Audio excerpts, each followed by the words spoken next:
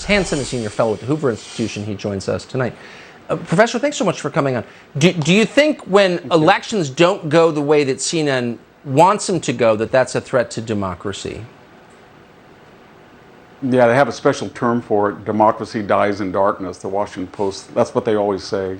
Or they say there's a civil war, there's an insurrection on the horizon. Anytime they think they're going to lose politically, because I don't think they believe in democracy. But no. Liz Cheney, Tucker, is kind of a riddle, to quote Churchill, wrapped in a mystery, because she voted 93% in her two terms with the Trump agenda. That's what catapulted her from a first-term congresswoman to the third-ranking Republican, her rock-solid support for Donald Trump.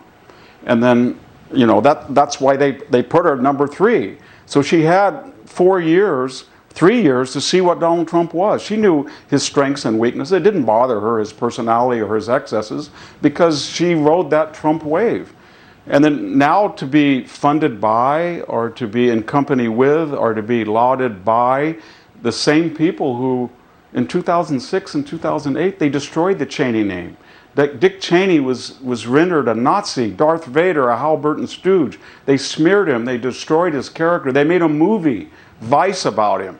And how she could associate with those people is inexplicable. He left office, Tucker, with a lower rating at vice president than Donald Trump did.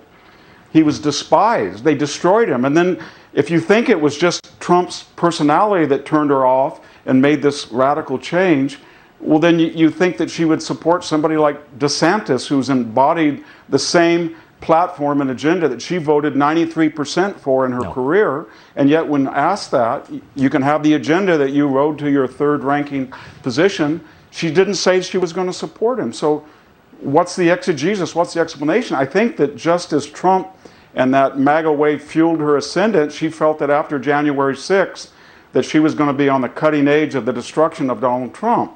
But the more people learned about her committee she was vice chair, and the star chamber nature of it, and the lack of true cross-examination, and some disturbing details, then they started to ask questions, and it wasn't so resonant anymore. It's kind of like, you know, the Greeks said, whomever the gods want to destroy, they make crazy.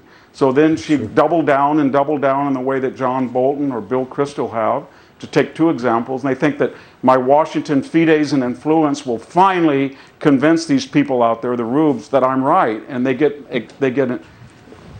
radical, they get excessive, and then they end up comparing themselves. That no politician, that's a cardinal rule in American politics. You never compare yourself to Abraham Lincoln. But Obama did. He started his campaign in Springfield. It was laughable. And yet here she is, not just Lincoln, but Grant. She's a general at the Wilderness Campaign. So it's very sad and tragic in a way, but it's happened to a lot of people.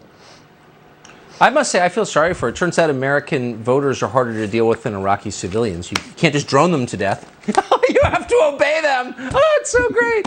This is Liz Cheney Day in my house. Victor Davis Hanson, great to see you. Thank you. Thank you. Well, it turns out that